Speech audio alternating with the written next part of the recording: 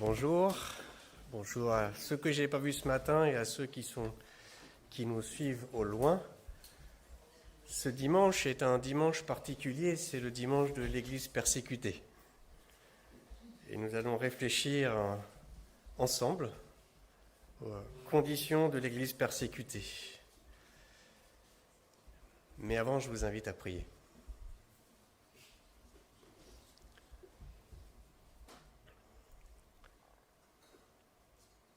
Notre Père, merci pour ta présence ce matin.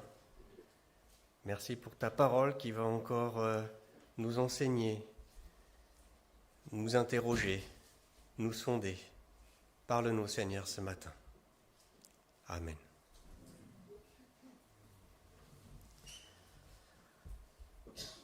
Alors pour commencer, j'aimerais juste rappeler qu'il semble que vous ayez vécu une expérience difficile à la naissance.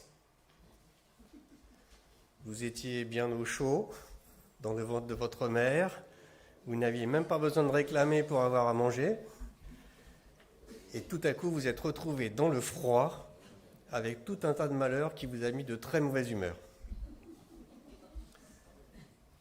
Certains prétendent qu'il y en a qui sont restés de mauvaise humeur toute leur vie, mais ça ne doit pas être vrai.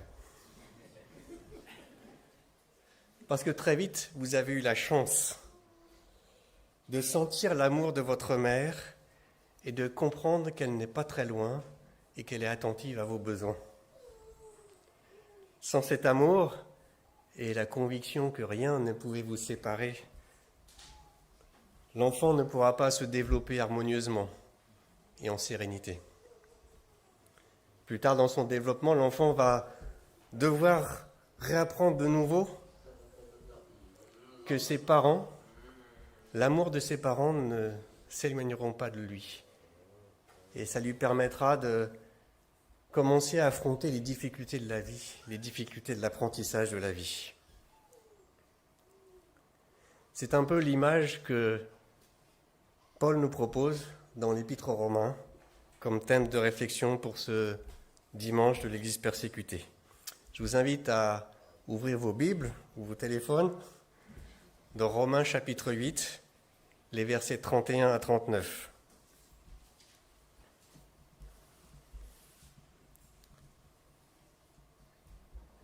Que dirons-nous donc à l'égard de ces choses ? Si Dieu est pour nous, qui sera contre nous ? Lui qui n'a point épargné son propre Fils, mais qui l'a livré pour nous tous, comment ne nous donnera-t-il pas aussi toutes choses avec lui ? Qui accusera les élus de Dieu ? C'est Dieu qui justifie. Qui les condamnera ? Christ est mort. Bien plus, il est ressuscité. Il est à la droite de Dieu. Il intercède pour nous. Qui nous séparera de l'amour de Christ ? Sera-ce la tribulation, ou l'angoisse, ou la persécution, ou la faim, ou la nudité, ou le péril, ou l'épée ? Selon qu'il est écrit, c'est à cause de toi qu'on nous met à mort tout le jour, qu'on nous regarde comme des brebis destinées à la boucherie. Mais dans toutes ces choses, nous sommes plus que vainqueurs par celui qui nous a aimés. Car j'ai l'assurance que ni la mort, ni la vie, ni les anges, ni les dominations, ni les choses présentes, ni les choses à venir, ni les puissances, ni la hauteur, ni la profondeur, ni aucune autre créature ne pourra nous séparer de l'amour de Dieu manifesté en Jésus-Christ, notre Seigneur. Jusqu'ici notre lecture. Et si on peut baisser un tout petit peu la lumière à ma droite, je verrai mieux sur ma tablette. Merci. J'ai rencontré il y a quelques années un pasteur qui travaillait dans un pays musulman dont il était originaire, et je lui demandais des informations sur la persécution des chrétiens dans son pays. Je crois qu'il a compris dans mon regard que je suis un chrétien occidental qui vit en sécurité dans ma démocratie occidentale et que je suis loin de comprendre, d'arriver à appréhender en fait comment il vit les choses dans son pays. Alors il m'a dit ceci: je sais qu'annoncer l'évangile dans un pays musulman se fait au péril de sa vie. Si je dois mourir pour ma foi, c'est l'affaire de Dieu. M'en inquiéter ne m'aiderait pas. Suis-je légitime pour dire à ces personnes persécutées, ne t'inquiète pas pour ta vie de ce qui va t'arriver, parce que Dieu est avec toi. Personne ne peut être contre toi, n'est-ce pas? Alors, Portes Ouvertes nous propose le témoignage de cet homme en Nigeria, un pasteur nommé Barnabas, qui vivait dans son village avec son frère et la femme de son frère. Et le village a été attaqué par des islamistes qui le faisaient souvent, visiblement, avec des violences. Les hommes sont arrivés avec des armes à feu, des machettes, des bâtons. Ils ont commencé à blesser, tuer les gens. Barnabas a vu son frère et sa belle-sœur être tués, il n'a pas pu les aider. Et puis lui-même, il a tout juste réussi à s'enfuir, il était blessé à la main. Et encore aujourd'hui, il ne peut plus utiliser sa main. Malgré tout l'argent qu'il a pu mettre dans les opérations, il n'a pas pu être guéri.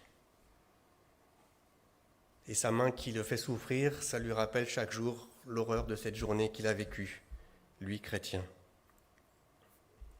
Alors l'épreuve de la persécution peut amener parfois les chrétiens à douter de ce que Dieu est à leur côté, de ce que Dieu est pour nous. Alors, qui sera contre nous?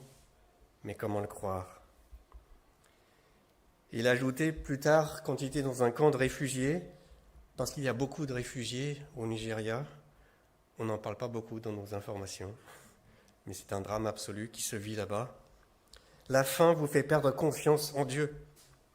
Si vous êtes malade, si vous êtes faible, vous risquez aussi de perdre votre confiance en Dieu. Un autre chrétien persécuté, Jérôme, disait « La foi est affaiblie, les gens ne pensent plus aller à l'église. Vous risquez aussi de perdre votre confiance en Dieu. »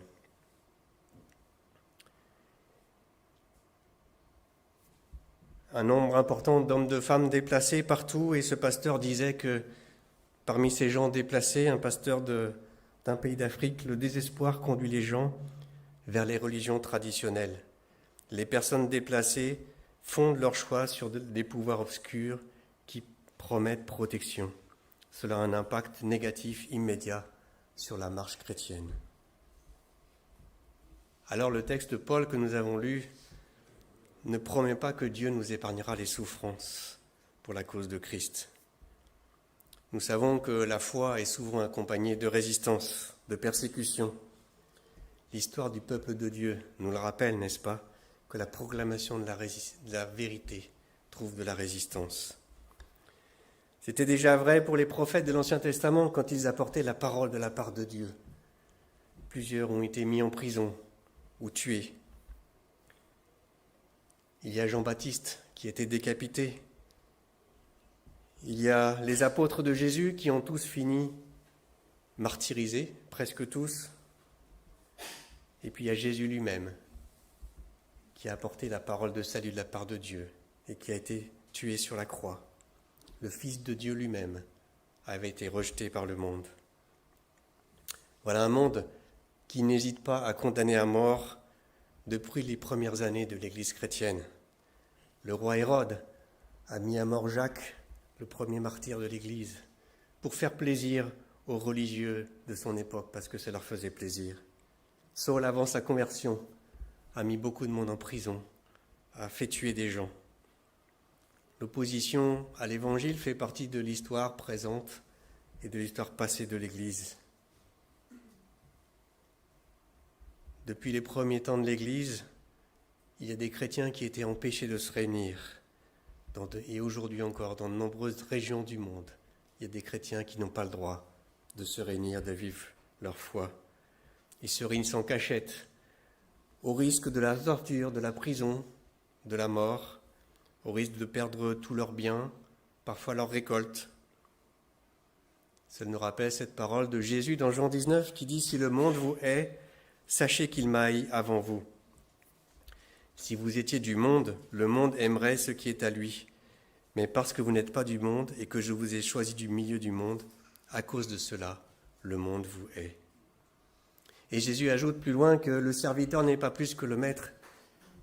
Et il dit à ses disciples, si moi j'étais persécuté, alors vous serez persécutés aussi. Alors Jésus, il sait ce que signifie souffrir pour la cause de Dieu. Parce que le combat que mènent les croyants, c'est un combat spirituel. C'est comme dit Paul dans l'Épître aux Éphésiens, contre les princes de ce monde des ténèbres, contre les esprits méchants dans les lieux célestes, que l'Évangile combat. Alors Paul nous invite à un regard différent sur nos difficultés. Qui nous condamnera ? L'amour de Dieu se manifeste pour les croyants par la promesse de la vie éternelle. Cette certitude est une encre que personne ne peut nous arracher. Par aucun moyen, par aucune puissance de ce monde, elle nous est garantie par Jésus-Christ. La persécution amène les chrétiens à regarder leur avenir à long terme. Il faut regarder au-delà de la mort, par la foi en l'éternité. Un chrétien persécuté du Burkina Faso disait dans la Bible, « Je vois que tous les guerriers ont rencontré des difficultés. C'est mon tour aujourd'hui. » Il est important de se souvenir que la souffrance n'est jamais éternelle, mais Jésus est éternel. Paul, qui était toujours prêt à donner sa vie pour Dieu, à tout moment nous explique pourquoi. Dans Romains 14, « Si nous vivons pour le Seigneur, et si nous mourrons pour le Seigneur. Ainsi que nous vivions, que nous mourions, nous appartenons au Seigneur. » La persécution est, comme nous l'apprennent ce pasteur du Burkina Faso et Paul, à prendre de la hauteur et à considérer notre vie autrement à la lumière de l'existence éternelle. Cette perspective est un puissant rappel de cet amour de Dieu qui ne peut pas s'éloigner de nous. Peut-être Dieu permet-il une épreuve parce que parfois la difficulté de notre vie peut nous amener à détacher notre regard du monde et à le porter ailleurs, vers l'éternité de Dieu. C'est l'auteur de l'Épître aux Hébreux qui nous le rappelle dans le chapitre 11, quand il dit « Que dirais-je encore ? Car le temps me manquerait pour parler de Gédéon, de Barak, de Samson, de Jephthé, de David, de Samuel, et des prophètes qui par la foi vainquirent les royaumes, exercèrent la justice, obtinrent des promesses, fermèrent la gueule des lions, éteignirent la puissance du feu, échappèrent aux tranchants de l'épée, guérirent de leurs maladies, furent vaillants à la guerre, mirent en fuite des armées étrangères. Des femmes recouvrèrent leur mort par la résurrection, d'autres furent livrées au tourment et n'acceptèrent point de délivrance afin d'obtenir une meilleure résurrection. D'autres subirent les moqueries et le fouet, les chaînes et la prison. Ils furent lapidés, sciés, torturés, ils moururent tués par l'épée, ils allèrent çà et là, vêtus de peaux de brebis et de peaux de chèvre, dénués de tout, persécutés, maltraités. Eux dont le monde n'était pas digne, errant dans les déserts et les montagnes, dans les cavernes et les antres de la terre. Tout cela, à la fois desquels il a été rendu témoignage, n'ont pas obtenu ce qui leur était promis, Dieu ayant en vue quelque chose de meilleur pour nous, afin qu'ils ne parviennent pas sans nous à la perfection. Qui nous séparera de son amour ? Paul se demande s'il existe un ennemi qui peut nous séparer de l'amour de Dieu. Il cite toutes les souffrances et les épreuves qui peuvent atteindre les chrétiens, la tribulation, l'angoisse, la persécution, la faim, la nudité, le péril ou l'épée. Il cite cette tribulation que vivent les croyants quand ils sont reniés par leur famille, quand ils perdent leur maison, quand ils doivent se cacher. Il cite l'angoisse, l'impression d'être dans une grande insécurité, d'avoir peur pour demain, pour tout à l'heure. Il cite la faim, la nudité, pour ceux à qui on a confisqué sa récolte ou son travail. Il cite l'épée, cette violence qui peut toucher les chrétiens, les blesser, les tuer. Dans tout cela, malgré parfois l'impression du silence de Dieu, le croyant reste immergé dans l'amour de Dieu, affirme Paul. Alors cela peut nous rendre perplexes, ou notre peur de la souffrance peut nous faire croire que ce n'est pas possible. Mais la Bible apporte de nombreux témoignages d'hommes et de femmes qui ont vécu la persécution et qui ont gardé cet amour de Dieu en eux.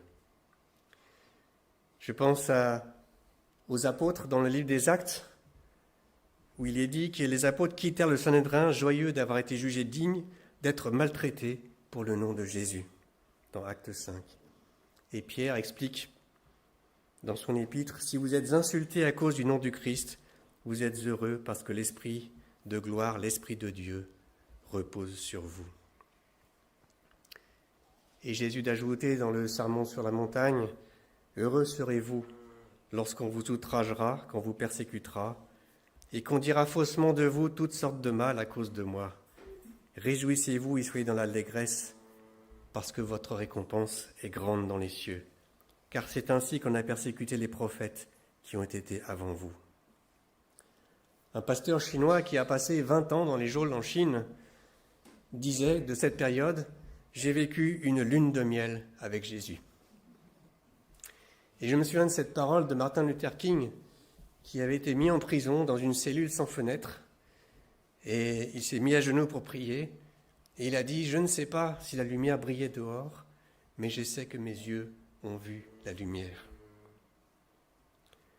Le texte de Paul ne promet pas que Dieu nous épargnera la souffrance, mais il nous promet que nous verrons toujours la lumière de cet amour de Dieu dont rien ne peut nous séparer, rien du tout.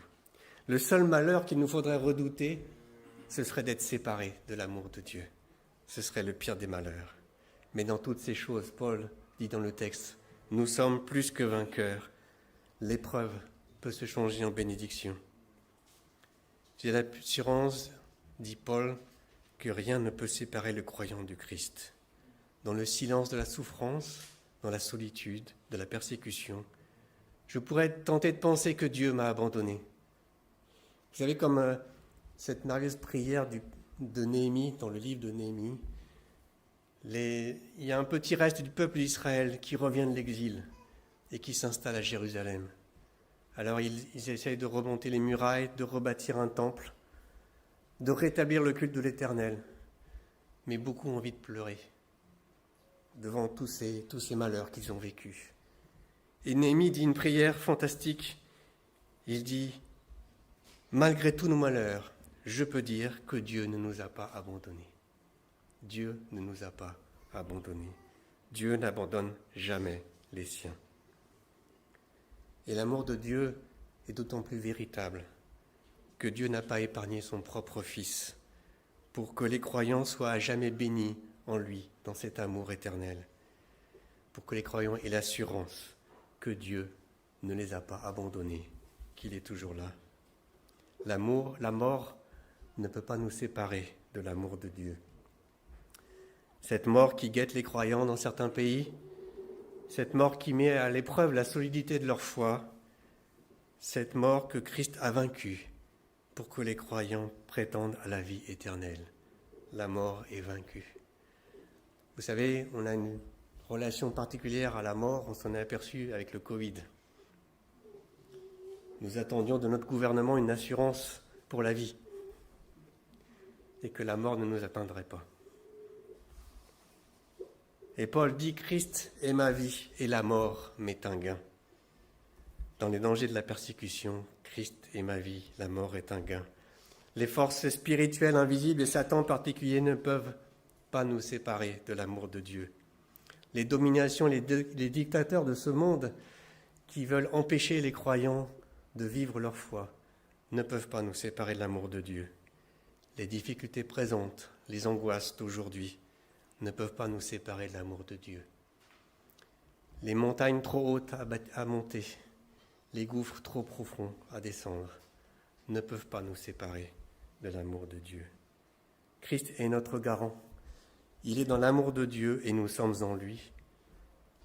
Devant l'épée, devant le danger, devant la tribulation, devant la mort, devant les difficultés, il n'y a pas de gouffre assez profond pour nous cacher de l'amour de Dieu. Comme dit le psalmiste dans le psaume 116, « Les liens de la mort m'avaient environné et les angoisses du séjour des morts m'avaient saisi. J'étais en proie à la détresse et à la douleur, mais j'invoquerai le nom de l'Éternel. Ô Éternel, sauve mon âme. » Et dans un autre psaume, dans le psaume 57, le psalmiste se dit « Quand tout va mal autour de moi, je me réfugie à l'ombre de tes ailes. » Le Christ nous aime maintenant d'un amour qui ne s'éteint pas. Et cet amour de Christ, il est efficace, mais c'est surtout un amour personnel. Un amour pour chacun de ses enfants. Alors si Dieu est pour nous, dit Paul, nul doute que Paul veut affirmer que Dieu est pour nous. L'interrogation de Paul vaut affirmation. Dieu est pour nous. Il a précédemment développé dans l'Épître aux Romains l'espérance, que nous vivons dans l'espérance comme des enfants de Dieu, que nous attendons l'avènement du royaume de Dieu. Comment être convaincus que Dieu est pour nous dans la difficulté? Ne sommes-nous pas bien humains, en proie au doute, à la peur, désespérés de voir la souffrance autour de nous ou pour nous? Paul invite les croyants à s'enfermer dans cette certitude. Dieu est toujours pour moi. Dieu est toujours pour moi. Et si Dieu est pour moi, je me souviens que Dieu est fort. Car l'Éternel est très grand et très digne de louange. Il est redoutable par-dessous tous les dieux, est-il dit dans 1 Chronique. Si Dieu est pour moi, je sais que je dois lui laisser conduire la barque dans la tempête. Vous vous souvenez de cet épisode des évangiles dans la tempête, où les disciples ne peuvent pas surmonter la tempête. La barque se remplit d'eau, mais Jésus, lui, il calme la tempête. L'Évangile nous rappelle que c'est l'autorité de Jésus qui mène notre vie. Et Paul nous dit que notre vie, nous sommes plus que vainqueurs par celui qui nous aime. Malgré tout, la mort arrive parfois par la persécution. Dans le livre de Daniel, il y avait le roi qui avait élevé une statue et qui avait demandé à tout le monde de venir adorer cette statue. Il y avait 3 juifs remarquables qui ont refusé d'adorer la statue qu'on leur avait mise devant eux. Et donc ils ont été accusés et condamnés à la fournaise. Et le roi regardait, et tout à coup il voit qu'il y a 4 personnes et pas 3 dans la fournaise. Il dit, cette 4e personne est comme un fils des dieux. Dieu est venu sauver les 3 amis de la fournaise. Mais quelques centaines d'années plus tard, quand Étienne témoignait de sa foi et que les chefs des Juifs étaient furieux, ils l'ont fait lapider. Et Étienne est mort, lapidé. Il y a eu 2 issues différentes dans ces persécutions, mais elles ont toutes les 2 un point commun, c'est que Dieu est intervenu. Dieu est venu sauver les hommes du feu, du temps de Daniel, du prophète Daniel, et Dieu est venu donner une révélation à Étienne. Et Étienne disait, « Je vois le ciel ouvert et le Fils de l'homme debout à la droite de Dieu. » Dieu était proche de lui. Il était enveloppé de l'amour de Dieu quand il est mort. Alors, en 2024, il y a encore beaucoup d'endroits dans le monde où les chrétiens seront persécutés, tués, emprisonnés, chassés de leur village, chassés de leur famille, réduits à la pauvreté par la perte de leur récolte, par la perte de leur travail. À cela, Dieu donne une assurance. Dieu est pour eux. Qui pourrait être contre nous? Ils sont sous les ailes de Dieu. Qui pourrait les condamner? Ils dépendent de la justice de Dieu. Qui pourra les séparer de l'amour de Dieu? Ils sont ancrés en Dieu par le ministère de Jésus. Alors nous, qui ce matin vivons notre foi dans une grande liberté, qui ne sommes soumis ni à la mort, ni à la prison, ni à la pauvreté pour notre foi, notre responsabilité est grande d'apporter à nos frères et sœurs persécutés l'assistance dont ils ont besoin. C'est l'un de nos axes de travail de notre association Abechtour. Et c'est Anne qui est responsable de toutes ces activités-là. Elle vous en reparlera un petit peu tout à l'heure. Et je conclurai, parce que l'heure est là, en lisant ce texte d'une parabole de Jésus dans Matthieu 25. Alors le roi dira à ceux qui seront à sa droite, « Venez, vous qui êtes bénis de mon Père, prenez possession du royaume qui vous a été préparé dès la fondation du monde. Car j'ai eu faim, et vous m'avez donné à manger. J'ai eu soif, et vous m'avez donné à boire. J'étais étranger, et vous m'avez recueilli. J'étais nu, et vous m'avez vêtu. J'étais malade, et vous m'avez rendu visite. J'étais en prison, et vous êtes venus vers moi. » Les justes lui répondront, « Seigneur, quand avons-nous vu avoir faim, et t'avons-nous donné à manger, ou avoir soif, et t'avons-nous donné à boire? Quand avons-nous vu étranger, et t'avons-nous vu recueilli, ou nu, et t'avons-nous revêtu? Quand avons-nous vu malade ou en prison, et sommes-nous allés vers toi? » Et le roi leur répondra, « Je vous le dis en vérité, toutes les fois que vous avez fait ces choses à l'un de ces plus petits de mes frères, c'est à moi que vous les avez faites. » Amen. Je vous invite à prier.